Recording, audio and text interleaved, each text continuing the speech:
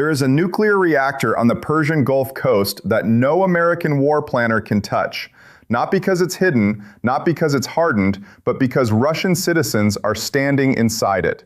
That single fact, quietly confirmed by officials in Moscow and Vienna over the past several months, may matter more to the outcome of the current confrontation over the Strait of Hormuz than any warship, any missile battery, or any naval blockade announced from the White House.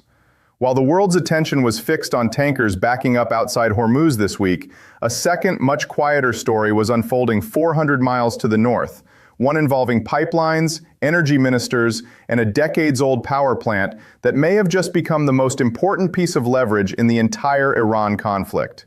To understand why, we need to look at two events that happened almost simultaneously, and at what connects them. On July 13th and 14th, 2026, two things happened within hours of each other in two different countries, and most coverage has treated them as unrelated. In Washington, President Donald Trump announced the reimposition of a United States naval blockade against Iranian ports, timed to take effect at 4 p.m. Eastern on July 14th. U.S. Central Command carried out additional strikes on Iranian military infrastructure in the hours before the blockade took hold, and Trump declared the United States would act as, in his words, the guardian of the Hormuz Strait. He also floated a 20% transit fee on cargo moving through the strait, a proposal he began walking back within a day, replacing it with talk of trade and investment deals with Gulf partners instead. This is the latest escalation in a war that has run, with a shaky ceasefire in between, since Israeli and American strikes on February 28th killed senior Iranian leadership and triggered a broader regional conflict. In Tehran, on the very same day, Russian Energy Minister Sergei Sivilev sat down with Iranian Oil Minister Mohsen Paknejad and separately with Iranian President Masoud Pezeshkian. Iranian officials announced afterward that the core terms of a long-term natural gas agreement between the two countries had been finalized. Gas delivered from Russia into northern Iran via Azerbaijan, starting at roughly 2 billion cubic meters a year, with room to expand to as much as 55 billion cubic meters annually if pricing negotiations conclude. Pezeshkian, according to statements from his office, told Sivilev that Tehran was ready to remove obstacles to implementing strategic agreements with Moscow. Two headlines, one about ships, one about pipelines. Treated by most outlets as separate stories from separate news desks. They are not separate. They are the same strategic moment, viewed from two different angles. Here's why this matters. A naval blockade is, at its core, a bet on geography. It assumes that if you control the water, you control the country. That bet has worked before, against countries that had no alternative route to the outside world. It is a much weaker bet against a country that has a 1,700-kilometer land border with a resource-rich neighbor to the north, and a government in that neighboring country's ally that is actively building an overland alternative. That is the situation Washington is confronting with Iran in July 2026. And it is why the more interesting story this week may not be the blockade itself, but the fact that Iran spent the same 48 hours quietly reducing how much that blockade can actually accomplish. To understand where we are now, it helps to understand how we got here. The current war began on February 28, 2026, when the United States and Israel launched coordinated strikes against Iranian nuclear, missile, and leadership targets, an operation that reportedly killed Iran's supreme leader, along with a number of senior officials. Iran responded with missile and drone strikes against Israel, American bases in the region, and shipping in the Strait of Hormuz, and closed the strait to traffic. A ceasefire brokered with Pakistani mediation took effect on April 8th. It was fragile from the start. The United States had already imposed its first naval blockade of Iranian ports on April 13th, seizing several vessels and intercepting dozens more, before Iran agreed to pause its own closure of the strait in mid-April as part of the truce. Trump, at various points, declared the war very complete, a claim that did not hold up as fighting continued intermittently through the spring and into the summer. By July, talks had broken down again. On July 12th, negotiators reportedly spent roughly 11 hours trying to salvage a deal. It collapsed. The following day, the current cycle of strikes and blockade reimposition began, and, on the same day, the Russia-Iran energy talks in Tehran reached their most advanced stage yet. It's worth being precise about what is confirmed and what is not. The gas agreement's headline volumes, 2 billion cubic meters scaling toward 55 billion, come directly from statements by Russian and Iranian officials, and from Russian President Vladimir Putin's own remarks about the project dating back to January 2025. The pricing terms, notably, were still described as unresolved as of mid-July, with Iranian officials saying only 2 clauses remained open. That distinction matters. This is a near-final commercial framework, not yet a fully signed and operating contract. From a purely military standpoint, a naval blockade of Iran is a demanding, resource-intensive operation, and the record from this conflict shows exactly how demanding. During the initial phase of the war, U.S. Central Command reported flying nearly 13,000 sorties. In May, Democratic Congressman Ed Case cited an open-source defense outlet's estimate that the U.S. had lost 39 aircraft during the conflict, with another 10 damaged, a figure the Pentagon's own financial officer did not dispute in testimony, though he also declined to confirm it, saying only that a full diagnosis was still underway.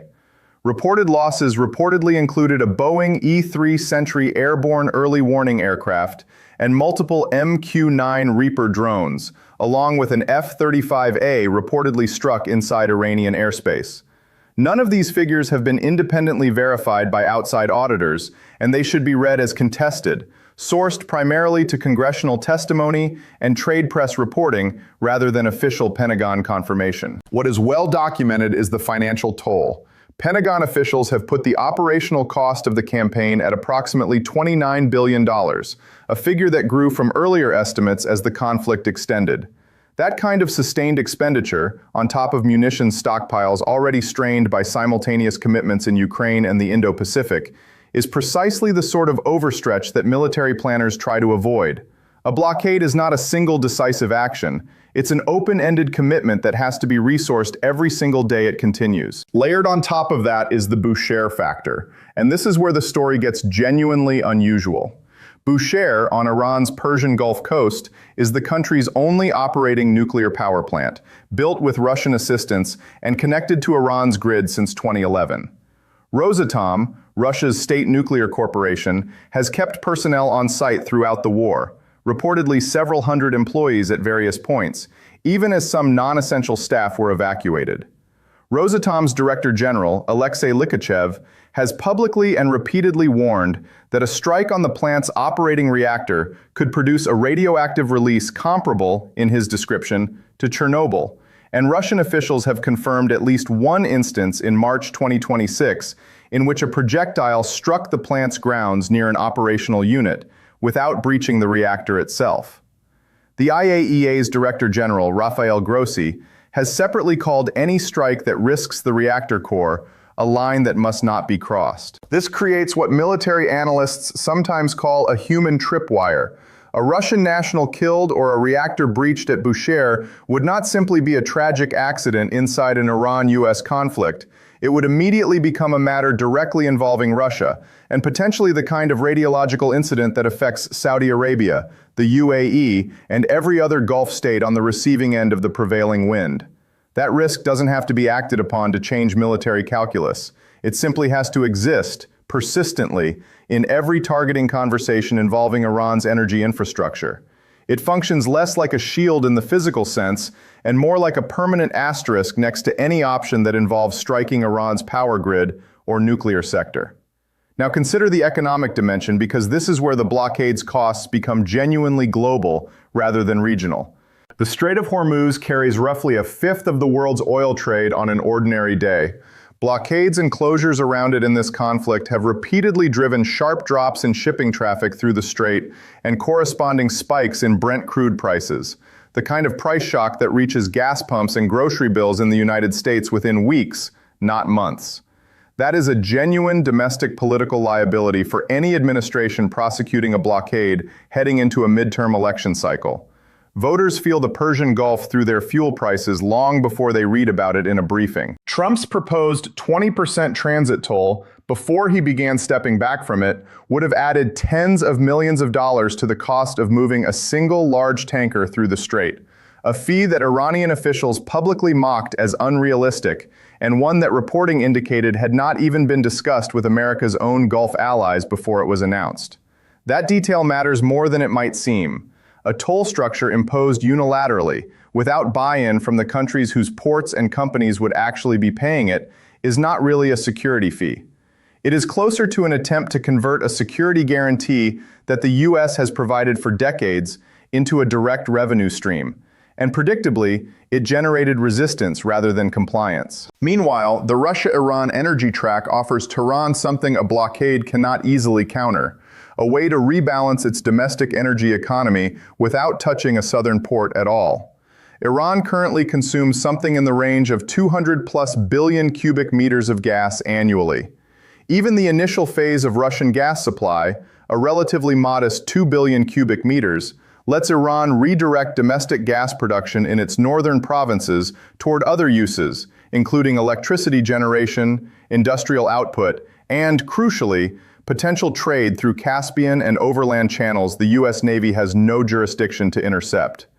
If the deal scales toward its stated ceiling of 55 billion cubic meters, that's a figure in the same range as the old Nord Stream 1 pipeline's annual capacity, enough to materially restructure how Iran allocates its own resources, even under a tightened southern blockade. Add to that the international north-south transport corridor, the multimodal route connecting India, Iran, and Russia that Moscow and Tehran have continued developing even amid the fighting, including a planned rail link through Rasht and Astara, though Iranian officials confirmed in July that construction had been pushed back toward the end of the year. The NSTC is not yet a fully operational alternative to Gulf shipping, but every additional agreement, every additional working group Russia and Iran stand up, makes the corridor a little more real and a little harder to fully choke off. Diplomatically, the blockade has exposed something uncomfortable for Washington. Enforcing a choke point requires more than naval assets. It requires legitimacy, and legitimacy requires other countries agreeing that the rule being enforced is fair. International maritime law, as a general matter, treats the Strait of Hormuz as an international transit corridor, a status that has historically constrained any single nation's ability to impose tolls on passage. A unilateral American fee sits awkwardly against that backdrop, and it is worth noting that American officials themselves, including Secretary of State Marco Rubio, had previously and publicly criticized the idea of any nation charging tolls on international waterways as inconsistent with international law, a position that was harder to square once Washington proposed doing exactly that. That is not necessarily evidence of bad faith. Policy positions shift under pressure in every administration. But it is the kind of inconsistency that rival powers are quick to point to when trying to peel away support for a US-led policy. Meanwhile, Russia's posture toward Iran has been unusually consistent and notably framed almost entirely in economic rather than military terms. Energy deals, transit corridors, Rosatom's continued presence at Bushehr. That is a deliberate choice. Moscow gains enormous strategic value from deepening Iran's dependence on Russian energy and transit infrastructure without ever needing to send a single additional soldier or ship, and without triggering the kind of NATO Article 5 adjacent tripwires that direct military involvement would risk. Watch in the coming days whether that framing changes, particularly around any visit by Russian Foreign Minister Sergei Lavrov to Tehran. If the language coming out of such a visit shifts from energy cooperation toward explicit security guarantees or defense commitments, that would represent a meaningful upgrade in the relationship, from economic partner to something closer to a strategic guarantor. As of mid-July, no confirmed shift of that kind has occurred. This is a scenario to watch, not a reported fact. There is a useful historical parallel here, though it should be handled carefully rather than treated as destiny repeating itself. In 415 BC, at the height of its power, Athens launched a massive expeditionary force against Syracuse in Sicily, a campaign historian Thucydides would later frame as driven less by careful strategic calculation than by a mixture of fear of losing standing, the pursuit of honor after setbacks, and raw material interest. The expedition ended in catastrophic failure, draining Athenian resources and manpower at a moment when its position in the wider Peloponnesian War was already under strain. Thucydides' broader argument that great powers act from a blend of fear, honor, and interest, and that overreach driven by any one of those motives can accelerate exactly the decline a power is trying to prevent, has remained a durable framework in international relations for 24 centuries, not because history repeats itself mechanically, but because the underlying incentives facing dominant powers change very little across eras. A separate but related idea, developed much more recently by economists and political scientists like Charles Kindleberger and Robert Gilpin, describes what happens when a dominant power that has long provided stability to a system, open trade routes, freedom of navigation, a functioning set of rules, grows less willing or able to bear that cost, and instead starts trying to extract direct payment for services it once provided as a public good. Kindleberger called the resulting instability hegemonic fatigue. Gilpin argued that when a great power hits that point, it often does not quietly step back. It uses force to compensate for eroding consent, sometimes bending or breaking the very rules it built the system around. Neither theory predicts a specific outcome for the United States today, but both offer a lens for understanding why a superpower announcing a toll on a waterway it insists is open to everyone else, while simultaneously watching two rivals build an alternative route around it, is a moment worth paying close attention to. 3 future scenarios. Where does this go from here? There are broadly 3 plausible paths, and it's worth stressing that these are scenarios, not predictions. Scenario 1. Sustained pressure produces a negotiated settlement. The blockade continues in some form, economic pressure on Iran mounts, and, despite the overland bypass, the accumulated cost eventually pushes Tehran back toward a negotiated deal on terms closer to Washington's. This scenario assumes the Russia-Iran gas agreement remains a framework rather than fully operational infrastructure for long enough that it doesn't meaningfully cushion Iran through the worst of the pressure. Given how much of the pipeline and swap infrastructure between Russia, Azerbaijan, and northern Iran already exists, this is possible, but not guaranteed. A lot depends on how quickly the two sides can resolve the remaining pricing disputes. Scenario 2. The overland corridor blunts the blockade's effectiveness, and the conflict settles into a prolonged stalemate. Russian gas flows increase Iran's flexibility to redirect its own southern gas production. The NSTC slowly matures as an alternative trade artery, and the blockade, while still costly to global shipping and oil prices, fails to produce the kind of decisive economic collapse that would force Iran back to the table on American terms. This looks, on current evidence, like the most likely near-term trajectory. Neither side achieves a clean win, and the costs, in dollars, in aircraft, in disrupted global trade, continue to accumulate on both sides. Scenario 3, an incident at Bushehr, intentional or accidental, forces a wider crisis. If a strike, deliberate or not, damages the plant or harms Russian personnel there, this stops being a two-party conflict. It becomes a crisis directly involving Russia, the IAEA, and potentially the wider Gulf, given the radiological risk Rosatom and the IAEA have both flagged. This is the lowest probability scenario of the 3, precisely because both Washington and Moscow appear to understand the stakes involved and have so far avoided crossing that specific line. But low probability is not zero probability, and it is the scenario with by far the highest potential consequences. If you want to track this story yourself over the next several weeks, here are the 3 signals worth following most closely. First, any visit by Russian Foreign Minister Sergei Lavrov to Tehran, and specifically the language used in any joint statement that follows. Economic cooperation is one thing. Explicit security or defense commitments would be a different order of relationship entirely. Second, how India responds to developments in the Strait. New Delhi has a strategic partnership with Washington, a growing stake in the NSTC corridor through Iran, and a reliance on discounted Russian crude, 3 interests that don't always point in the same direction. How India calibrates its public position will say a great deal about which way countries outside the immediate conflict are leaning. Third, the price of Brent crude and the pace of shipping traffic actually moving through Hormuz. Every day traffic stays depressed and prices stay elevated is a data point on whether the blockade strategy is working. And every uptick in gasoline prices at home is a political cost that compounds for any administration heading toward an election. The lesson of these 2 days in mid-July isn't really about hypocrisy or about who said what a week apart. It's about the limits of geography as a strategy. A blockade assumes the sea is the only door. Iran has spent this same week proving, deliberately and in public, that it has at least one more door, one facing north, running through Azerbaijan and the Caspian, that no navy on earth can close. Whether that door is wide enough to matter yet is genuinely uncertain. But the fact that Iran and Russia chose to open it publicly on the same day Washington announced it was sealing the front one is not a coincidence. It's a signal about how this conflict is actually going to be decided, not only at sea, but on a map most people haven't looked at closely enough. Conclusion. What's unfolding in the Persian Gulf right now is not simply a story about a blockade or a toll, or even a war that has already run for months longer than anyone in Washington initially suggested it would. It's a live test of whether control of a choke point still means what it used to mean, in a world where a determined regional power has a patient, resource-rich partner willing to build an alternative route around it.